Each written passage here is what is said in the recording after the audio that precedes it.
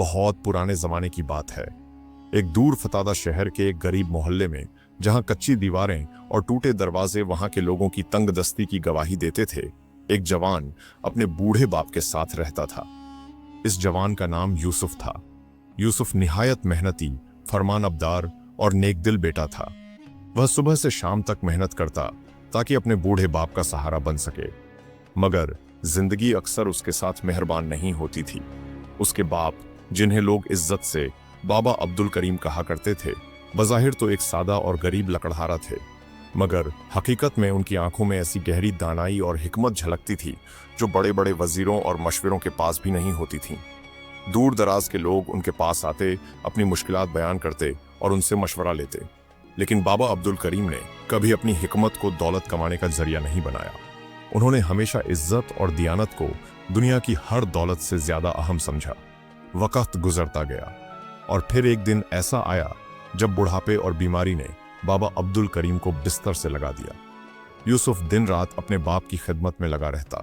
वह हर मुमकिन कोशिश करता कि अपने बाप को आराम पहुंचा सके, मगर उसके दिल के किसी कोने में यह एहसास जाग चुका था कि जुदाई का वक्त करीब आ चुका है।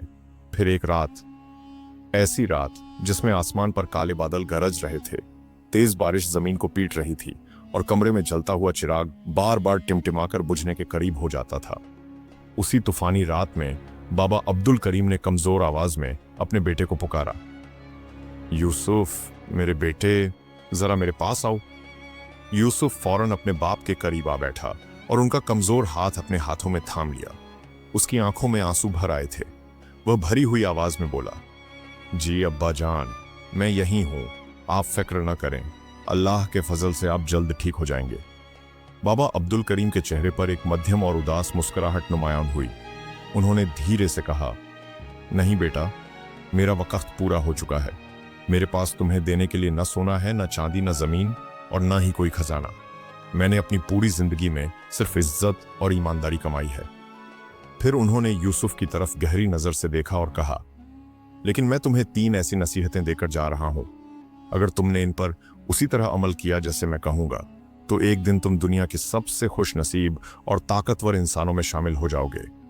यूसुफ ने सर झुकाकर कहा, फरमाइए अब्बा जान, आपका हर शब्द मेरे लिए पत्थर पर लकीर की तरह होगा। बाबा अब्दुल करीम ने गहरी सांस ली और अपनी पहली नसीहत बयान की, बेटा, मेरी पहली बात यह है कि तुम जिस शहर में भी जाओ, वहां अपना एक घर जरूर बनाना। यूसुफ यह सुनकर हैरान रह गया। उसने दिल में सोचा, हम तो एक शहर में अपने घर की टूटी हुई छत भी ठीक नहीं करवा सकते, फिर हर शहर में घर कैसे बनाएंगे। मगर उसने अदब की वजह से कुछ ना कहा। फिर बाबा अब्दुल करीम ने दूसरी नसीहत की, मेरी दूसरी बात यह है कि जब भी सोना, हमेशा रेशमी और मखमली बिस्तर पर सोना। यह सुनकर यूसुफ की हैरानी और भी बढ़ गई। उनके घर में तो एक पुरानी टूटी चारपाई थी और बिस्तर के नाम पर सिर्फ पुराने कंबल। रेशमी बिस्तर तो उसने कभी ख्वाब में भी नहीं देखा था। फिर आखिर में बाबा अब्दुल करीम ने अपने बेटे का हाथ मजबूती से पकड़ा और तीसरी नसीहत दी, और बेटा, मेरी आखिरी बात याद रखना, जब भी खाना खाना तो हमेशा दुनिया का सबसे लजीज और कीमती खाना खाना। ये अल्फाज कहते ही बाबा अब्दुल करीम की आंखें आहिस्ता आहिस्ता बंद हो गईं और उनका हाथ यूसुफ के हाथ से ढलक गया। कमरे में खामोशी छा गई। सिर्फ यूसुफ की दबी दबी सिसकियां सुनाई दे रही थीं। यह उसकी जिंदगी का सबसे बड़ा सदमा था। उसका सहारा, उसका उस्ताद, उसका बाप उससे जुदा हो चुका था, मगर उसके कानों में अब भी अपने बाप की वह 3 परासनार नसीहतें गूंज रही थीं, जिनका असली राज अभी दुनिया पर जाहिर होना बाकी था। बाप की दफन के बाद यूसुफ कई दिन तक गहरे सदमे और खामोशी में डूबा रहा, मगर उसके दिल में बार बार अपने बाप बाबा अब्दुल करीम की वह 3 अजीब नसीहतें गूंजती रहीं। आखिरकार उसने सोचा, अब्बा जान ने मरते वक्त जो बातें कहीं, यकीनन इनमें कोई न कोई हकीकत जरूर होगी। मगर अफसोस, उसने उन बातों का सिर्फ जाहिरी और लफ्जी मतलब समझ लिया। उसने ख्याल किया कि शायद उसके बाप ने कहीं कोई छुपा खजाना रखा है, या शायद किस्मत जल्द ही उसे बेहद अमीर बनाने वाली है।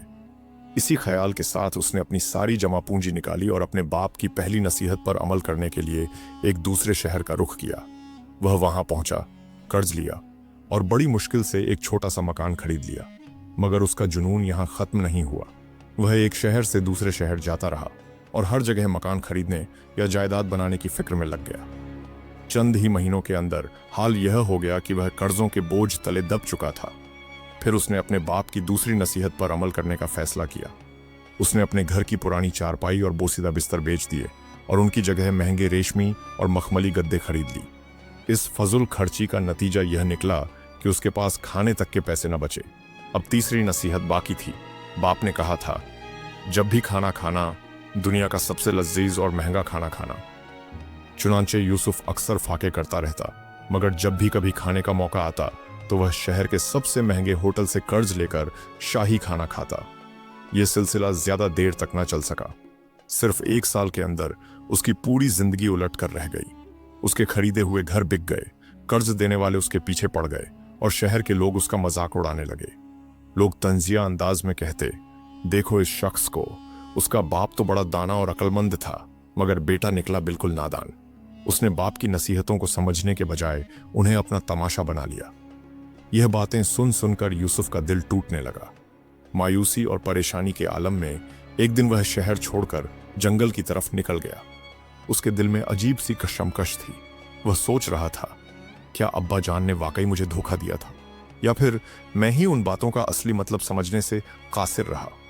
भूख, प्यास और थकान से नढ़ाल वह एक पुराने पेड़ के नीचे जाकर बैठ गया।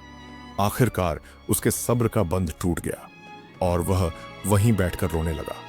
इसी लम्हे उसे दूर से एक मंजर दिखाई दिया। एक बूढ़ा दरवेश आहिस्ता आहिस्ता अपनी लकड़ी के सहारे चलते हुए उसकी तरफ आ रहा था।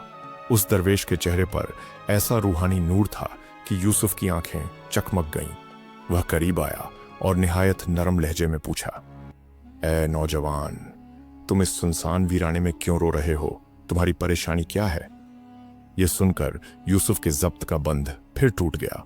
उसने रोते हुए अपने बाप की वह तीनों नसीहतें बयान कर दीं और साथ ही अपनी बर्बादी की पूरी दास्तान भी सुना दी।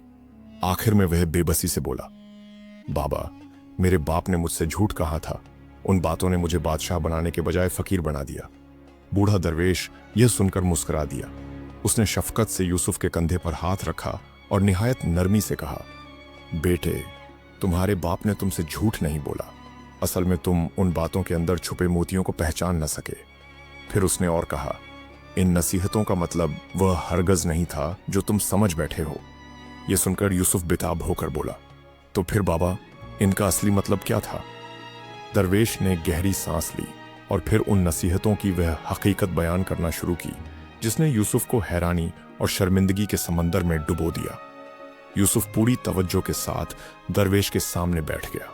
उसे यूं महसूस हो रहा था जैसे उसकी जिंदगी का सबसे बड़ा फैसला अब होने वाला है। दरवेश ने मोहब्बत से उसके सर पर हाथ रखा और कहा, बेटे, तुम्हारे बाप एक बहुत बड़े दानिशमंद इंसान थे। उन्होंने जो पहली नसीहत दी थी कि जिस शहर में भी जाओ वहां अपना एक घर जरूर बनाना, इसका यह मतलब हरगज नहीं था कि तुम ईंट और पत्थर के मकान खरीदते फिरो। फिर उसने नरमी से समझाते हुए कहा, इसका असली मतलब यह था कि तुम हर शहर में ऐसे सच्चे दोस्त बनाओ जो तुम्हें अपना भाई समझे, जिनके दिलों में तुम्हारे लिए मोहब्बत हो और जिनके दरवाजे तुम्हारे लिए हमेशा खुले हों। वह और बोला, जब तुम्हारे दोस्त हर शहर में होंगे तो जहां भी जाओगे तुम्हें ऐसा महसूस होगा जैसे तुम अपने ही घर में हो। याद रखो, मकान तो मिट्टी के होते हैं जो वक्त के साथ गिर जाते हैं, मगर दोस्तों के दिलों में बनाए गए घर कभी नहीं टूटते। यह सुनकर यूसुफ की आंखें हैरानी से फैल गईं। अब उसे अपनी नादानी पर गंभीर शर्मिंदगी महसूस होने लगी। वह सोचने लगा कि किस तरह उसने मकान खरीदने के जुनून में अपनी सारी दौलत बर्बाद कर दी। बूढ़े दरवेश ने अपनी बात जारी रखते हुए कहा, बेटे, तुम्हारे बाप की दूसरी नसीहत का यह मतलब हरगज नहीं था कि तुम वाकई रेशमी गद्दे खरीद लो। इस नसीहत का असली मतलब यह था कि तुम दिन भर जी तोड़ मेहनत करो, अपनी हलाल रोजी के लिए इतनी जद्दोजहद करो और अपने शरीर को इस कदर थका दो कि जब रात को तुम आराम करने के लिए लेटो तो तुम्हें मिट्टी के ढेर पर भी ऐसी परसकून नींद आए जैसे तुम किसी रेशमी और मखमली बिस्तर पर सो रहे हो। दरवेश ने गहरी आवाज में कहा, याद रखो, सुकून बिस्तर में नहीं होता, असल सुकून उस नींद में होता है जो मेहनत के बाद नसीब होती है। यह सुनकर यूसुफ के दिल पर जैसे बोझ हल्का हो गया। उसे अचानक याद आया कि जब उसने महंगे रेशमी गद्दे खरीदे थे तो उसके बावजूद वह पूरी रात बेचैन रहता था। उसकी वजह यही थी कि वह कर्जों और परेशानियों के बोझ तले दबा हुआ था। दरवेश ने फिर नरमी से कहा, और बेटे, तुम्हारे बाप की तीसरी नसीहत यह थी कि जब भी खाना खाओ तो दुनिया का सबसे लजीज और महंगा खाना खाओ। इसका मतलब यह नहीं था कि तुम शाही दावतें तलाशते फिरो। वह मुस्कुरा और बोला, इसका असली मतलब यह था कि तुम उस वक्त तक खाना ना खाओ जब तक तुम्हें सच्ची और शदीद भूख न लगे, क्योंकि जब इंसान को वाकई भूख लगती है तो सूखी रोटी और सादा पानी भी उसे दुनिया के सबसे लजीज शाही खाने से ज्यादा मजेदार महसूस होते हैं। फिर दरवेश ने एक गहरी बात कही, भूख दरअसल वह बेहतरीन नमक है जो हर खाने को मजेदार बना देता है।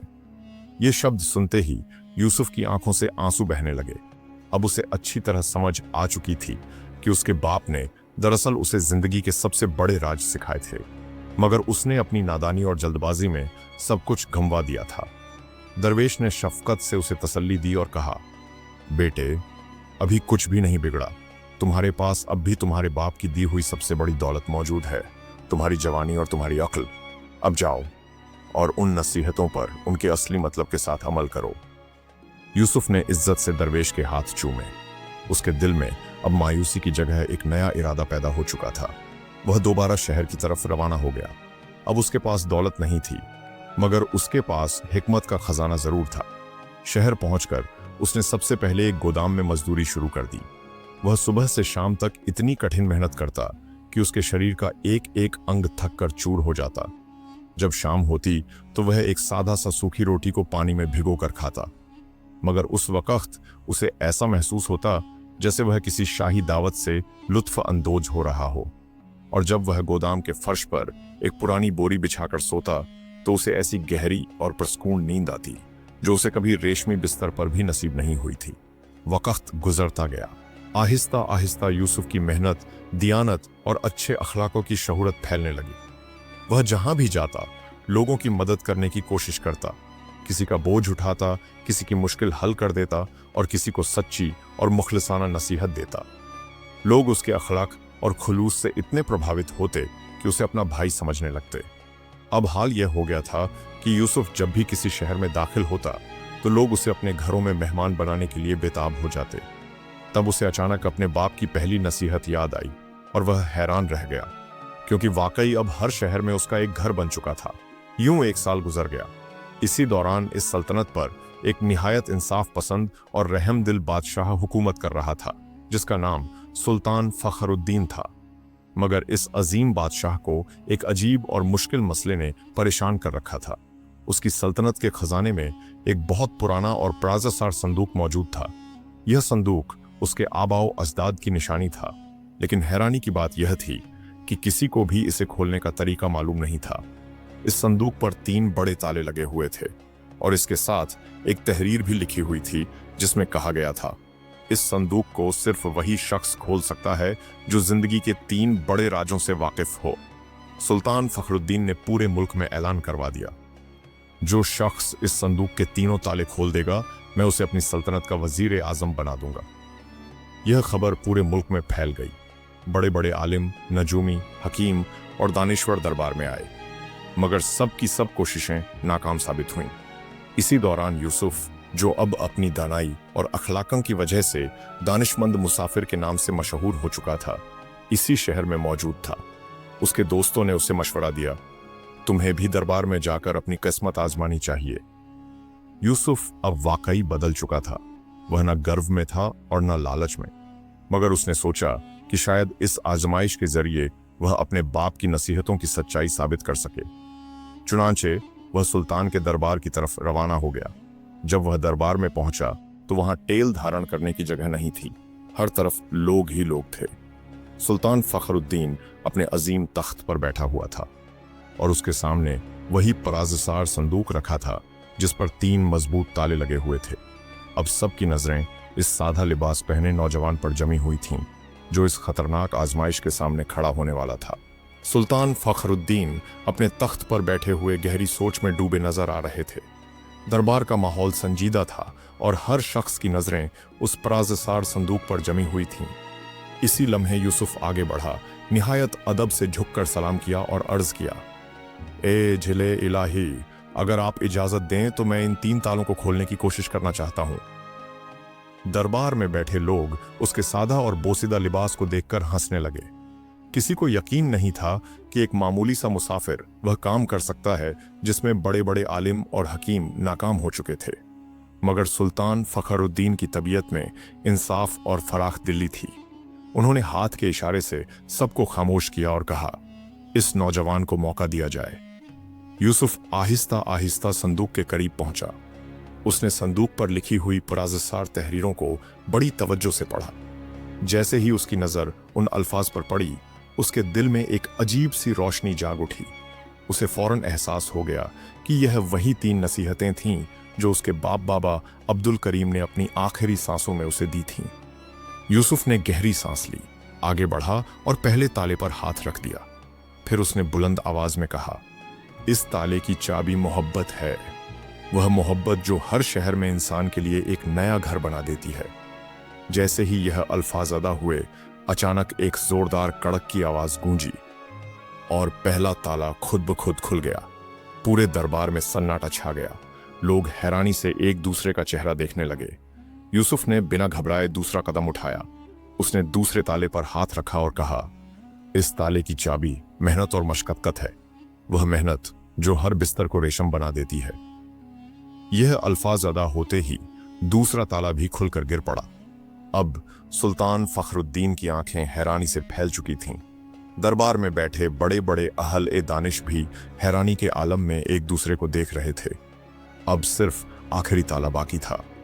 यूसुफ ने आगे बढ़कर तीसरा ताला थामा और निहायत परस्कून लहजे में कहा, इस ताले की चाबी सब्र और भूख है, वह भूख जो हर लक़्मे को दुनिया का सबसे लजीज खाना बना देती है। जैसे ही यह अल्फाज अदा हुए, तीसरा ताला भी खुल गया। इसी लम्हे संदूक का ढक्कन आहिस्ता आहिस्ता खुद ब खुद ऊपर उठ गया। दरबार में मौजूद हर शख्स सांस रोके इस नज़ारे को देख रहा था। मगर जब संदूक खुला तो इसमें से सोना, चांदी या जवाहरात नहीं निकले, बल्कि इसके अंदर एक शाही ताज और एक पुराना वसीयतनामा रखा हुआ था। सुल्तान के हुक्म पर वसीयतनामा बुलंद आवाज में पढ़ा गया। इसमें लिखा था, यह ताज सिर्फ उसी शख्स के सिर पर सजेगा जो इन 3 बातों की हकीकत को समझ ले, क्योंकि वही शख्स रियाया का सबसे बेहतर हुक्मरान बन सकता है। यह अल्फाज सुनकर पूरा दरबार हैरानी और खामोशी में डूब गया। यूसुफ, जो एक आम मुसाफिर बनकर दरबार में दाखिल हुआ था, उसने वह कारनामा अंजाम दे दिया था जो बड़े बड़े आलिम और दानिश्वर लोग भी नहीं कर सके थे। मगर सवाल यह था, क्या एक तख्त नशीन बादशाह इतनी आसानी से अपनी सल्तनत एक अजनबी नौजवान के हवाले कर देगा? और दरबार के वो मकार और साजिशी वजीर जो बरसों से इख्तिदार के ख्वाब देख रहे थे, क्या वो यूसुफ को इतनी आसानी से कामयाब होने देंगे? जब तीनों ताले खुल गए तो सुल्तान फखरुद्दीन कुछ लम्हों के लिए हैरानी में गुम रह गए। उन्होंने अपनी जिंदगी में बहुत से अक्लमंद लोग देखे थे, मगर ऐसी सादगी में छिपी गहरी हिकमत उन्होंने पहली बार देखी थी। सुल्तान अपने तख्त से उतरे और आहिस्ता आहिस्ता यूसुफ के करीब आए। उन्होंने निहायत इज्जत से उसके कंधे पर हाथ रखा और कहा, ए नौजवान, तुमने वह माजमा हल कर दिया है जिसने हमारी 7 नस्लों को परेशान कर रखा था। तुम्हारी बातों में वह सच्चाई और पाकीज़गी है जो सिर्फ बुलंद किरदार लोगों में होती है।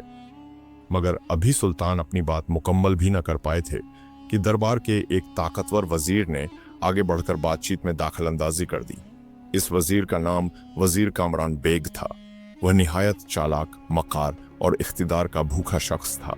इसकी दिली ख्वाहिश थी कि एक दिन उसका अपना बेटा ही सल्तनत का वारिस बने। वह झुक कर बोला, ए जिल ए इलाही, माफ कीजिएगा, ताले खोल लेना यकीनन एक काबिल तारीफ बात है, मगर एक अजीम सल्तनत को चलाना एक बिल्कुल अलग फन है। फिर उसने यूसुफ की तरफ हकरत भरी नजर से देखा और कहा, यह नौजवान बज़ाहिर एक मामूली लकड़हारे का बेटा लगता है। इसके कपड़े सादा और बोसीदा हैं, न इसका कोई मुअज्जज परिवार है और न कोई रुतबा। क्या हम वाकई इतनी बड़ी सल्तनत की तकदीर ऐसे शख्स के हाथ में दे दें जिसका कोई हस्ब नसब और मकाम ही मालूम नहीं? यह बात सुनते ही दरबार में मौजूद दूसरे दरबारी भी सरगुशियां करने लगे। सुल्तान फखरुद्दीन गहरी सोच में पड़ गए। वह एक इंसाफ पसंद हुक्मरान थे और कानून के पाबंद भी। मगर वजीर कामरान बेग की बात में बज़ाहिर कुछ वजन जरूर महसूस हो रहा था, और यूं यूसुफ की कामयाबी के बावजूद उसकी जिंदगी एक नई और खतरनाक आजमाइश के दहाने पर आ खड़ी हुई। सुल्तान फखरुद्दीन ने कुछ लम्हे खामोश रहकर गहरी नजर से यूसुफ की तरफ देखा और संजीदगी से कहा, ए नौजवान, वजीर कामरान बेग का एतराज किसी हद तक सही लगता है। सल्तनत सिर्फ बातों से नहीं बल्कि अमल और तदबीर से चलती है। क्या तुम अपनी अहलियत साबित करने के लिए एक और इम्तिहान देने के लिए तैयार हो? यूसुफ ने निहायत पुरस्कून लहजे में जवाब दिया, ए सुल्तान ए मुअज्जम, मैं तो एक सादा मुसाफिर हूँ। मुझे तख्त व ताज का कोई लालच नहीं, लेकिन अगर यह आपके आबाओ अजदाद की वसीयत है तो उसकी इज्जत रखने के लिए मैं हर आजमाइश कबूल करने को तैयार हूँ। यह सुनकर वजीर कामरान बेग के दिमाग में फौरन एक खतरनाक मंसूबा आया, ऐसा मंसूबा जो बज़ाहिर नामुमकिन और जानलेवा था। वह आगे बढ़ा और सुल्तान से अर्ज किया, ए हुजूर, हमारी सल्तनत के उत्तर में एक ऐसी बस्ती है जहां के लोग पिछले 10 सालों से बगावत पर आमादा हैं। वह किसी हुक्मरान को अपना हाकिम नहीं मानते और जो भी सरकारी अफसर वहां जाता है वह उसे मारकर भगा देते हैं। अगर यह नौजवान अकेला वहां जाए, बगैर किसी फौज के, बगैर किसी ताकत या तशद्दुद के, और वहां के लोगों के दिल जीतकर उन्हें दोबारा सल्तनत का वफादार बना दे, तो हम सब मानेंगे कि यह वाकई हिकमत का बादशाह है। सुल्तान फखरुद्दीन कुछ देर खामोश रहे। वह जानते थे कि यह दरअसल एक मौत का सफर है। यह बस्ती वदी ए सियाह के नाम से मशहूर थी। लोगों के बारे में मशहूर था कि वे निहायत सख्त दिल, गुस्सैले और बागी हैं। आखिरकार सुल्तान ने यूसुफ की तरफ देखा। यूसुफ ने सर झुकाकर कहा, मुझे यह शर्त कबूल है। मैं कल सुबह ही इस बस्ती की तरफ रवाना हो जाऊंगा। वजीर कामरान बेग के दिल में खुशी की लहर दौड़ गई। उसे यकीन था कि यूसुफ कभी जिंदा वापस नहीं आएगा और यूं उसके इख्तिदार के रास्ते की सबसे बड़ी रुकावट खुद ब खुद खत्म हो जाएगी। अगली सुबह है। यूसुफ तन्हा एक घोड़े पर सवार होकर वदी ए सियाह की तरफ रवाना हो गया। उसके पास न कोई हथियार था, न कोई मुहाफिज। उसके पास सिर्फ एक चीज थी, उसके पिता की वह 3 अजीम नसीहतें जो उसके दिल में नक्श हो चुकी थीं। कई घंटों के सफर के बाद जब वह वदी ए सियाह के करीब पहुंचा तो उसने एक अफसोसनाक नजारा देखा। जमीन बंजेर और सूखी थी। लोग भूख और प्यास से नढाल नजर आ रहे थे। उनके चेहरों पर नफरत, मायूसी और बेजारी के साए साफ दिख रहे थे। जैसे ही यूसुफ बस्ती के अंदर दाखिल हुआ, कुछ गुस्से से भरे नौजवानों ने उसे घेर लिया। एक नौजवान गुस्से से चिल्लाया, तुम कौन हो? क्या तुम भी उस जालिम सुल्तान के आदमी हो जो हमसे लगान वसूलने आए हो? ये कहते हुए उसने हाथ में पत्थर उठाया, मगर यूसुफ ने घोड़े से उतरकर निहायत नरमी से जवाब दिया, नहीं, मैं कोई सरकारी अफसर नहीं हूं। मैं तो एक मुसाफिर हूं जो भूख और प्यास की वजह से यहां पनाह लेने आया हूं। क्या इस बस्ती में किसी के पास मेरे लिए एक वक्त का खाना हो सकता है? यह कहते समय यूसुफ को अपने पिता की तीसरी नसीहत याद आई, भूख ही असली जायका पैदा करती है। उसने जानबूझकर खुद को भूखा और कमजोर दिखाया ताकि लोगों के दिल नर्म हो सके। जब बस्ती के लोगों ने देखा कि यह शख्स कोई हाकिम नहीं बल्कि एक बेबस मुसाफिर है तो उनका गुस्सा कुछ कम हो गया। इसी दौरान एक बूढ़ी औरत आगे आई। उसने यूसुफ को एक सूखी रोटी और थोड़ा सा पानी दिया। यूसुफ ने वह रोटी इस कदर शौक और शुक्रगुजारी से खाई जैसे वह कोई शाही दावत हो। फिर उसने बूढ़ी औरत का शुक्रिया अदा किया और बस्ती के एक कच्चे चबूतरे पर जाकर बैठ गया। अब उसने अपने पिता की पहली नसीहत पर अमल शुरू किया, हर शहर में अपना घर बनाना। मगर उसने कोई मकान नहीं बनाया। उसने लोगों के दिलों में घर बनाना शुरू किया।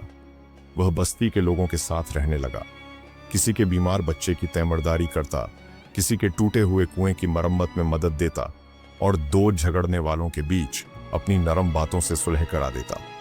दिन भर वह बस्ती वालों के साथ मिलकर कठिन मेहनत करता, मिट्टी ढोता, पत्थर तोड़ता और उनके साथ खेतों को सुधारने में हाथ बटाता। जब रात होती तो वह कच्ची जमीन पर लेटकर सो जाता। मगर हैरत की बात यह थी कि उसे ऐसी गहरी और पुरस्कूर्ण नींद आती कि लोग उसे देखकर हैरान रह जाते। ये दरअसल उसके पिता की दूसरी नसीहत का असर था, मेहनत के बाद मिलने वाली रेशमी नींद का माजमा। आहिस्ता आहिस्ता बस्ती के लोग उसके गिर्द इकट्ठा होने लगे। अब उन्हें इसमें कोई हाकिम या अजनबी नजर नहीं आता था, बल्कि एक मखलिस भाई और हमदर्द इंसान दिखाई देता था। और यूं यूसुफ खामोशी से उनके दिलों में अपना घर बना रहा था। यूसुफ ने बस्ती के बुजुर्गों से पूछा, तुम लोग सुल्तान से नाराज क्यों हो? एक बूढ़े ने एक गहरी सांस के साथ जवाब दिया, बेटे, सुल्तान का कसूर नहीं बल्कि उनके वजीरों का जुल्म है। ये लोग हमसे जमीन और महसूल लेते हैं, मगर जब हमें सच में जरूरत होती है तो उनकी नजर हम पर नहीं पड़ती। हमें सुल्तान से नहीं बल्कि इन जालिम कारिंदों से नफरत है। अब यूसुफ को पूरी तरह समझ आ गया कि समस्या आम लोगों की नहीं बल्कि महल में बैठे बख्तियार जैसे मकार वजीरों की है।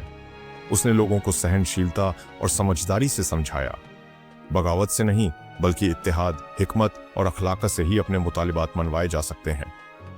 3 महीने गुजर गए। दरबार में वजीर बख्तियार बेग ने जश्न की तैयारियां शुरू कर दी थीं, क्योंकि उसे यकीन था कि यूसुफ अब तक मारा जा चुका होगा और उसका रास्ता साफ हो जाएगा। सुल्तान फखरुद्दीन भी कुछ मायूस नजर आ रहे थे, क्योंकि उन्हें यूसुफ की सूरत में एक कीमती हीरे की झलक दिखाई दे रही थी। अचानक दरबार के दरवाजे पर एक जोरदार ऐलान हुआ, वदी ए सियाह का काफिला हाजिर है। दरबार में मौजूद हर शख्स दंग रह गया। यूसुफ अकेला नहीं था, इसके पीछे वदी ए सियाह के 100 से ज्यादा बुजुर्ग और नौजवान थे, जो सुल्तान के लिए तोहफे और अमन का पैगाम लेकर आए थे। बस्ती के लोगों ने सुल्तान के सामने सर झुकाया और कहा, हुजूर, इस नौजवान ने हमारी आंखें खोल दी हैं।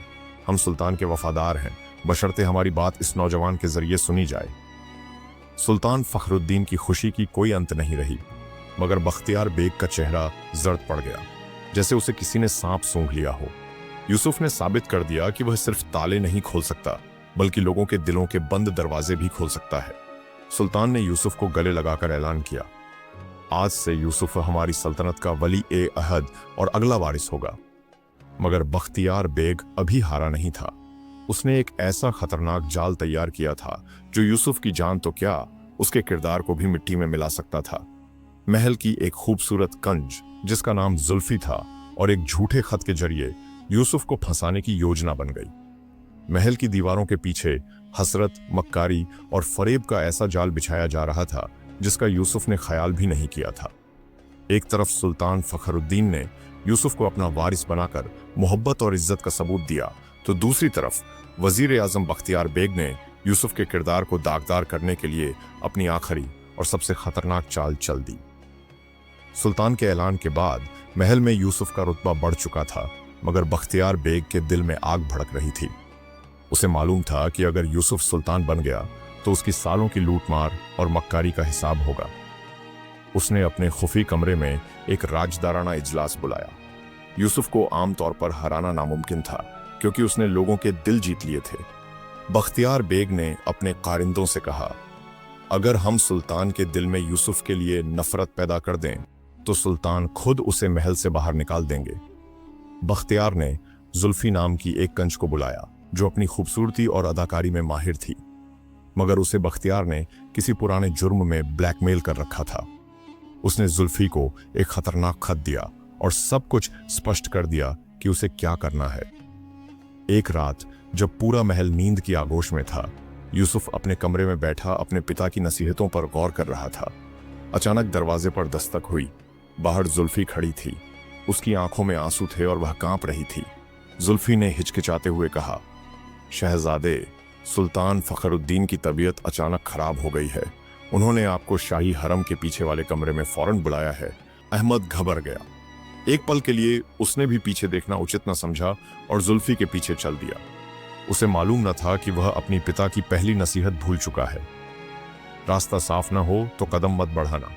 वह पल उस समय था जब अहमद सुल्तान की मोहब्बत में अंधा होकर अपनी जिद पर चल रहा था। जैसे ही वह कमरे में दाखिल हुआ, जुल्फी गायब हो गई और कमरे का दरवाजा बाहर से बंद कर दिया गया। अहमद ने देखा कि यह सुल्तान का कमरा नहीं बल्कि मलिका का खास कमरा था, जहां किसी भी अजनबी पुरुष का दाखिल होना मौत के मुतरादिफ था। अचानक वहां सिपाहियों का दस्ता और खुद बख्तियार खान सामने आए। पकड़ो इस गद्दार को, बख्तियार ने चिल्लाकर कहा। इसने सुल्तान की इज्जत पर हाथ डालने की कोशिश की है। देखो, इसके हाथ में वही जहरीला खत है जो यह मलिका को लिख रहा था। अहमद हैरान रह गया।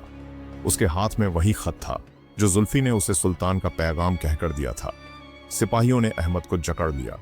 इसी समय सुल्तान फखरुद्दीन भी कमरे में दाखिल हुए, जिन्हें बख्तियार पहले ही वहां बुला चुका था। जब उन्होंने अहमद को इस जगह पर देखा तो उनके पैरों तले से जमीन निकल गई। सुल्तान की आवाज में गुस्सा और करब था। अहमद, मैंने तुम्हें अपना बेटा समझा, तुम्हें अपना वारिस बनाया और तुमने मेरी पीठ में खंजर घोंप दिया। अहमद ने हकीकतें बयान करने की कोशिश की। सुल्तान साहब, यह एक साजिश है, मुझे यहां धोखे से लाया गया है। मगर बख्तियार ने फौरन जुल्फी को पेश कर दिया, जिसने रोकर झूठी गवाही दी कि अहमद ने उसे जबरन यहां लाया था। सुल्तान फखरुद्दीन का दिल टूट गया। उन्होंने हुक्म दिया, इस गद्दार को अंधी कोठरी में डाल दो, कल सुबह दरबार आम में इसका फैसला होगा। अहमद को उसी काली कोठरी में डाला गया जहां वह पहले बेघर कैदियों को देखता था। उसे लगा कि उसका सफर खत्म हो गया है। वह जमीन पर बैठकर रोने लगा। अब्बा जान, मैं आपकी नसीहतें समझकर भी हार गया, अहमद ने सिसकियां भरते हुए कहा। तब कोठरी की सलाखों के पीछे एक साया सामने आया। ये वही बूढ़ा दरवेश था जो उसे पहले जंगल में मिला था। दरवेश के चेहरे पर वही सुकून और भरोसा था। अहमद, हिम्मत क्यों हार रहे हो? दरवेश की आवाज में कुदरती गूंज थी। अहमद ने तड़प कर कहा, बाबा, मैं बेगुनाह हूं, मगर सारा शहर मेरे खिलाफ है। कल मुझे फांसी दे दी जाएगी। दरवेश मुस्कुराया, बेटे, तुम्हें तुम्हारे पिता की दूसरी नसीहत याद है? मेहनत के बाद रेशमी नींद। सच्चाई के लिए लड़ना सबसे बड़ी मेहनत है। आज तुम्हारा जमीर साफ है, इसलिए तुम इस काली कोठरी में भी सुकून से सो सकते हो। याद रखो, जिसके हर शहर में घर हो उसे कोई बेघर नहीं कर सकता। अहमद को अचानक सब समझ आ गया। दरवेश ने उसे इशारा किया कि वदी सियाह के वे लोग जिन्हें उसने अपना भाई बनाया था चुप नहीं बैठेंगे। अगली सुबह दरबार में तिल रखने की जगह न थी। बख्तियार खान फातिहाना अंदाज में सुल्तान के पास बैठा था। अहमद को जंजीरों में जकड़ कर लाया गया। सुल्तान ने भारी आवाज में पूछा, अहमद, क्या तुम अपनी सफाई में कुछ कहना चाहते हो? अहमद ने गर्दन उठाई। उसकी आंखों में डर नहीं बल्कि एक अजीब सा इत्मीनान था। सुल्तान साहब, मैं सिर्फ एक बात कहना चाहता हूं। हक़ को छुपाया जा सकता है मगर मिटाया नहीं जा सकता। मैंने जिन लोगों के दिलों में घर बनाया है वे मेरे गवाह हैं। बख्तियार ने खनकार कर कहा, यहां कोई तुम्हारा गवाह नहीं है।